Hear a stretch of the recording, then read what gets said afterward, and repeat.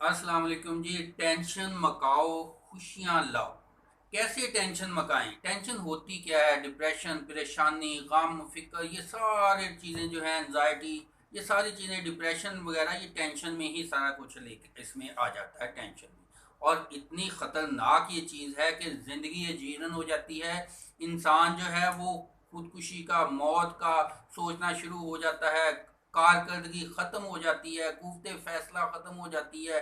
डरा सहमा रहता है इंसान, और तरक्की की तरफ फोकस जो है, कामयाबी की तरफ, वो ख़त्म हो जाता है। इसलिए इसको आपने लाजमी ख़त्म करना है। और यहाँ तक कि इससे बेशुमार बीमारियां होती हैं जो कि आपको एक्सरे में किसी डॉक्टर ने वो नहीं बता सकेगा। लेकिन बेशुमार बीमारियां, बेशुमार दर्दें, तकलीफ़ें, मैदे की बीमारियां, यहाँ तक कि अंतड़ियों का कैंसर, इस किस्म की शदीद किस्म की बीमारियां जो हैं, ये सारी जो है इसकी डिप्रेशन, टेंशन की वजह से आ जाती हैं। और इंसान तरक्की नहीं कर सकता। लिहाजा आपने इस चीज़ को समझना है कि आपको टेंशन हो रही है। पहले आप समझेंगे तो फिर आप उसका हल या ढूंढेंगे, इलाज ढूंढेंगे। और हल ढूंढना भी आपने खुद ही है, अपनी सोचों से।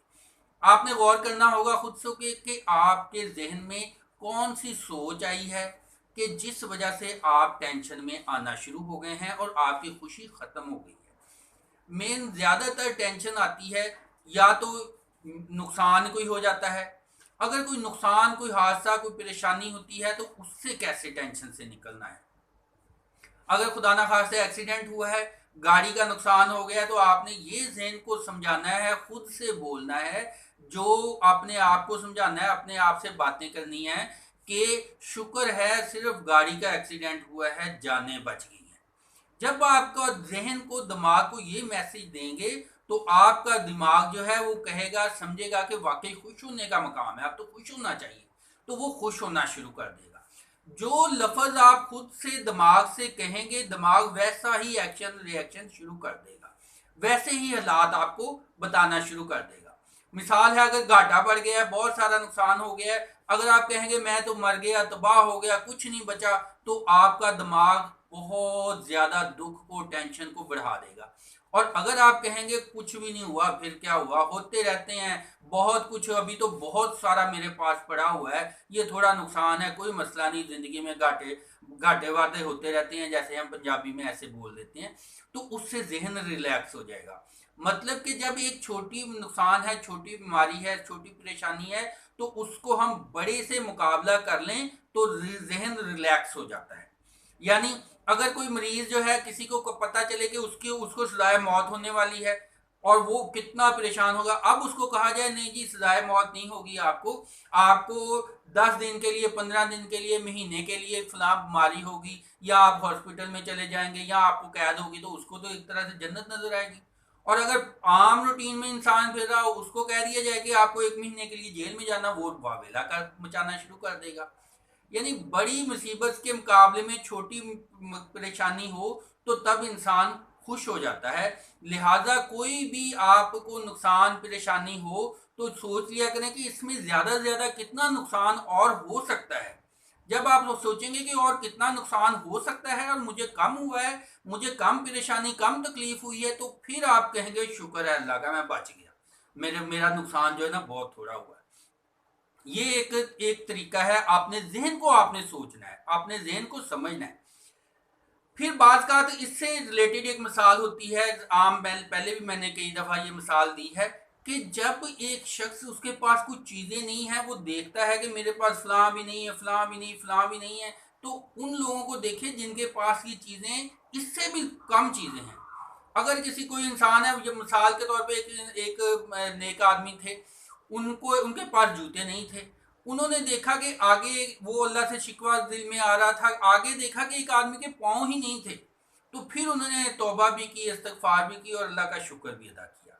यानी ये सिर्फ जूते, और इससे मिसाल ये नहीं कि आपने इसी चीज़ को देखना है। इससे मिसाल ये है कि कोई भी चीज़ जो आपके पास नहीं है, उसको जब आप देखेंगे कि फलां के पास तो इससे भी ज़्यादा चीज़ें नहीं है, तो आपका जहन जो है उसको एहसास होगा कि उसके पास ज़्यादा है, उसके पास बेहतर है, वो बेहतर है, आप बेहतर हैं, खुद के ऊपर प्राउड फील करेंगे, फिर आपकी टेंशन जो है ना रिलैक्सेशन होगी।